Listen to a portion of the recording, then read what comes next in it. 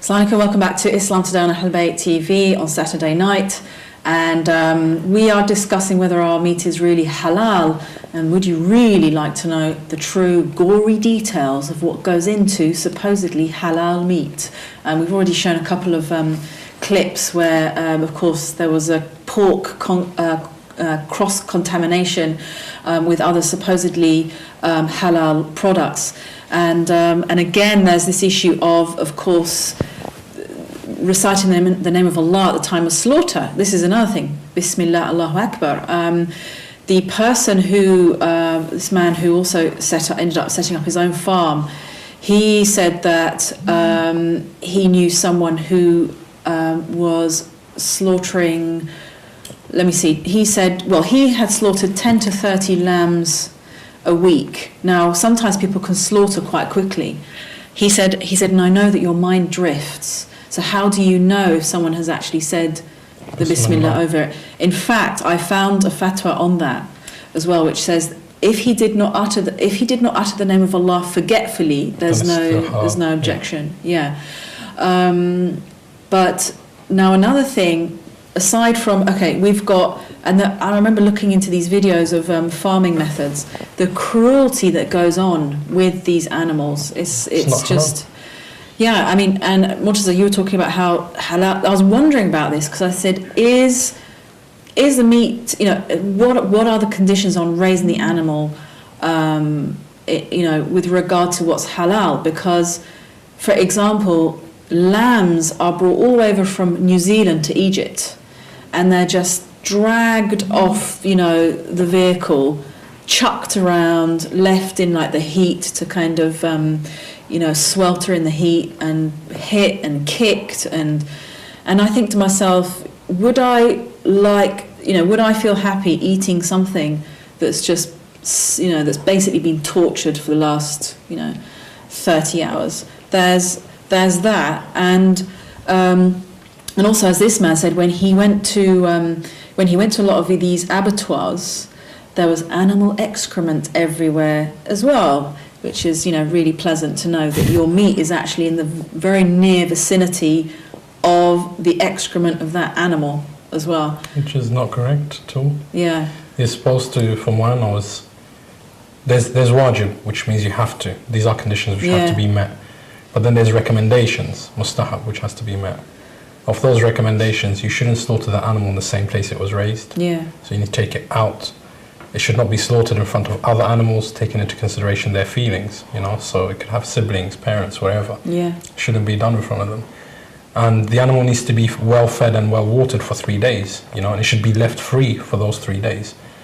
So there's so many rules when it comes to halal and haram, and ironically, the media, it portrays the Muslims that we are cruel when we halal an animal. But if you come down, Muslims are not really the best example of Islam. There's other people that are a better example of Islam, but we as Muslims, we're not the best example of this religion. But this religion takes into consideration many things, the animal's feelings, and the reason why when you slaughter it, all 4 of the jugular veins must be severed at one time, like in a swift motion, is because it actually cuts off any sense between the brain and the body, and pain can only be felt through if the brain is active, through the recipient.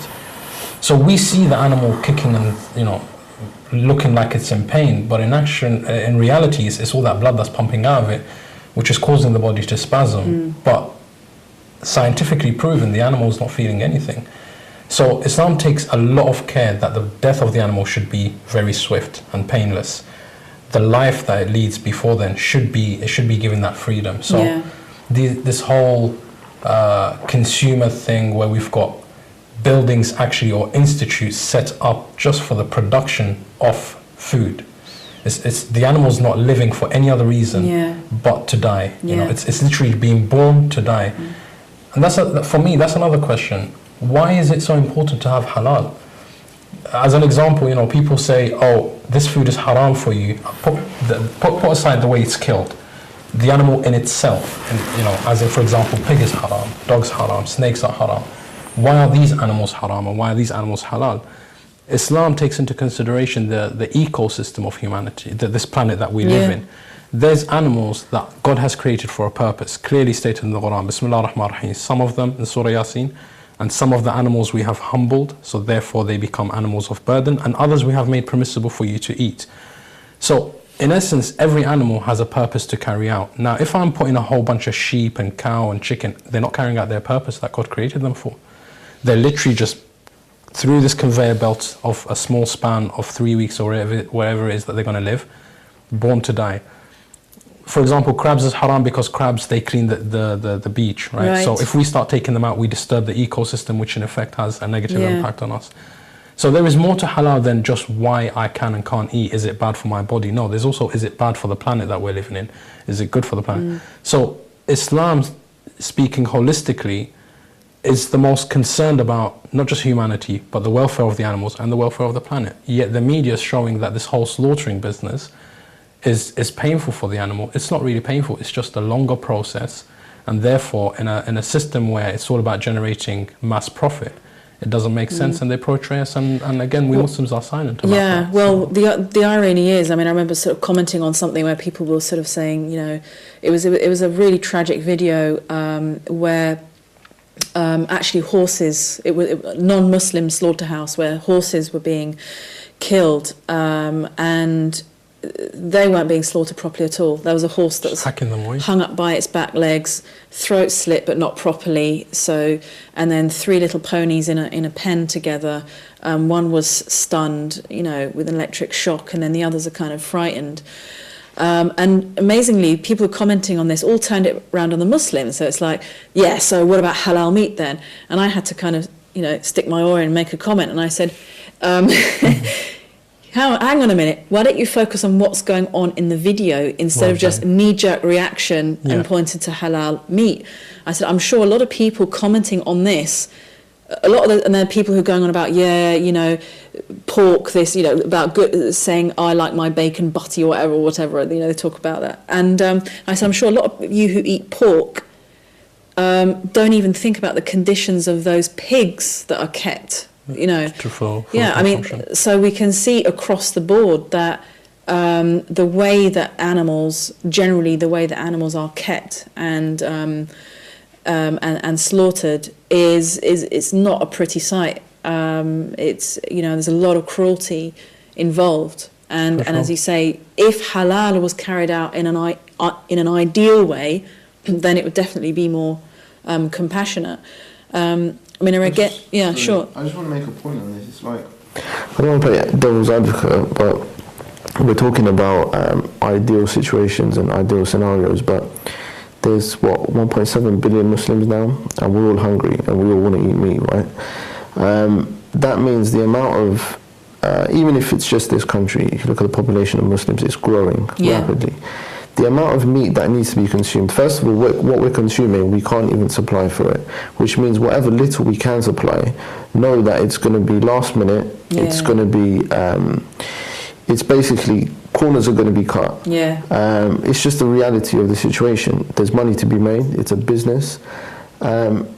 We can't forget these things. We have to be realistic. I mean, fine, we can talk about ecosystems, etc., but reality is that I'm hungry. Everyone else is hungry, and we want meat. We need to now try and figure out a way of cleaning the system to a way that's logical, rational, which is why I believe maybe the Maraja have not come out and look at fatwas that talk about how the animal should be reared, because it's possibly just not realistic. So maybe they're looking at the bare minimum, that okay, look, all right, maybe it lived a certain life where it didn't get up off its legs because it couldn't carry its own weight, etc., lived with its own excrement or whatever, but just concentrate on the point of slaughter, because that's just being realistic. But then again, the question of morality comes in. We are morally responsible as human beings, you know. Let us put aside the fact that we're Muslims or not. There's many non-Muslims who, you know, who have campaigns against the cruelty done to animals. So there is a moral obligation here. So you say 1.7 billion Muslims in the world. I beg to differ. I mean, how many Muslims are Muslims? You know, are we Muslims in practice or in identity?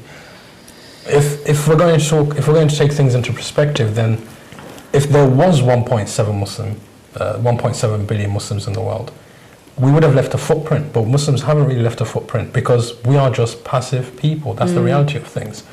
As much as I hate to say, I don't want to sound like the person who's hitting on my own people, but that is just the reality. We are passive. We're living in a system that's based on capitalism. We're living in a system that's based on, a market that has a requirement which needs to be met. And we're the mass market, to be honest. Yeah. We consume more than anybody else. How many Muslim vegans do I know? None, right? How many Muslim vegetarians do I know? None. I know but when one. you, personally speaking, right? Maybe it's the circle that I keep. But if you look if you look at the reality of things in Islam, we have recommendations. You're supposed to fast on certain days outside of Ramadan, right? Yeah. You're not supposed to eat meat a lot. There's a diet. So, for example, Wednesday you're supposed to have fish. Thursday you're supposed to have something else, right? There's a balance. You're only supposed to eat when you're hungry. But we're living just to eat, literally. I mean, we're just living to. I guess we've gone to our base desires where we're too quick to give our body what it needs, right? We're undisciplined. So the question is, I do agree with you wholeheartedly that yes, maybe the Marja'iyya have only spoken about this because all the other things are recommended in Islam, and maybe because God knows, He knows we're not going to be able to maintain that system. But the reality of things is, if we want to be Muslims and if we want to propagate how good this religion is and talk about it, let's put it into practice.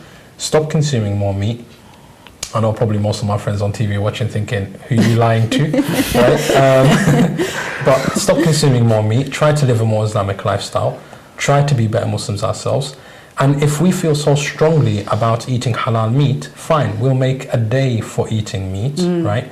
But we don't care if we pay more to have halal meat. As an example, if I'm spending, what's the price of chicken now? The last time I remember going to the butcher's was about 6 months ago, and it was around about £3.70 for a chicken, right? A baby chicken. It's very cheap. So that's in East London. So I think we have pigeons there that they sell chickens, right? From Trafalgar Square. Yeah. So the way it should be worked is, if I'm buying 1 or 2 chickens a day, whatever the price is, that's on 7 days a week. In total, let's say I'm spending £30 a week, right? Why don't I pay £15 a week for 3 chickens and just have those 3 chickens on a Wednesday, a Friday, and a Sunday probably, right? Have a Sunday roast or whatever you want to call it. So we need to kind of put things into order and say, look, we understand that if we have true halal meat, we know the prices will go up. Go for it. The prices will go up, but don't forget, consumption will go down at the same time. All in all, we're putting our house in order because right now it's just a mess. We want to talk halal or haram. We want to eat halal, but we're saying, since it's not possible, we're going to lie to ourselves and know very likely that the food I'm consuming is haram.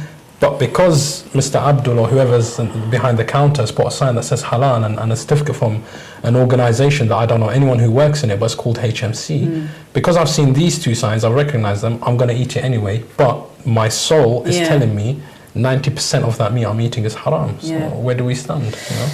Yeah, and also, of course, the effects of the haram meat, as we know, and as the caller said earlier, ibadah is not accepted. And I think in general, you can kind of, again, see the state of people who have a bad diet anyway. You can see kind of their condition in general. I mean, again, something that I've noticed when I've come back from another country to London, I'm sorry to say, is people do not smell pleasant here in this city. Public transport, it's like, what have you been eating? How have you been living? What have you been consuming? Because they smell bad. It's true. And human beings should not smell that bad. Should not smell bad like that. So you have to open the window, and I think this should not be. This is not the ideal state of the human being. Human beings shouldn't be like this. And yet this is, again, because of the junk. People just chucking down junk without sort of thinking about it. And I think definitely, I mean, a friend of mine, again, she's kind of in her 60s, and she says when she was younger, when she was a child, again, back in Iran, it happened to be, she said they ate meat once a week. Wow. So, and she said, but it was after kind of like the 80s, it all changed, and it became this thing, you had to have meat every day. And I remember, again, seeing like tons and tons of chickens, and then you drive across the country, you see these chicken factories, and And another thing that came to my mind was how, with the amount of chickens that are being processed, how do they actually, again, say the Bismillah, Allahu Akbar? And I actually inquired into it, and it's all done mechanically. Yep. So, they have the chickens on the conveyor belt, and then they have a tape recording. Was this in Iran? Yeah. And it's the same here. It says this man who investigated into an abattoir that is rapidly processing a lot of meat. He says instead of using a Muslim man as a slaughterer, they use an automatic circular saw and a tape recorder to say the words. Yeah. Saudi Arabia, I was reading the other day, this actually came from an Islamic institute in Saudi Arabia. 95% of the meat in Saudi Arabia is not halal. It's nowhere near the requirement of halal. It comes from other countries, again, right. like we said, New Zealand or wherever it may be, and it's not halal. And the people are consuming because they think, and this is me when I went to Saudi Arabia, because it's a Muslim state, because it's where the Kaaba is, because where Medina is, I would automatically, at face value, think it's halal. So I was walking to, any shop I wanted to, and I would eat without questioning. Yeah. And none of that food was halal, according to this research. And it actually puts proof. And it says to you, this place buys this food from this area, go check it. And you go onto the website and you look, and the actual website of the supplier does not have halal anywhere. But once it enters Saudi, all of a sudden, because in a Muslim land, it's been baptized and it's become halal, and it's been sold as such. Yeah. So it's not just here in the UK, it's not just in Iran. I think it's a global issue. So this, I guess the question is as well, what are the solutions? What are the solutions to, obviously checking out the abattoir. Now, how many of us honestly are going to go home and tomorrow or Monday pick up the phone and find out, or even go to the local, wherever we happen to get a meal from or meat from, and actually check out where that meat is from. I mean, I know there are some butchers, most of the butchers now in London are Muslim. Yeah. And so you feel that you can trust them because they're selling, because you can see they're quite religious people, and so you imagine that they would have done their checks. But I suppose ideally you should go beyond just how things look. You should actually and try. I'll be honest with you, I don't know where any abattoir is. That's how little research I've done on it. So I'm hands up, I say it. I don't know where they are to begin with. I wouldn't even know how to begin the research into going to see if it's halal or haram. And then when I'm there, I'm just looking, thinking, it looks halal according to the little knowledge that I've got, He looks religious, and they've got a little, Quran up on the ship, so it must be. Chicken's got a beard. I think essentially it comes down to education. What are the effects of haram meat? Do I know that if I was to consume a chicken that was supposedly haram, but it turned out to be haram, what are the effects? If people knew fundamentally that this is actually what happens, and this is the effects that it has on your soul, and this is how detrimental it can actually be, then we would be as cautious about the food we eat as we would about other decisions that we make in life that we are so cautious about. Such as paying our taxes. Yeah, exactly. How can we cut corners? So because with other things we can see the effects of our efforts, we can sort of then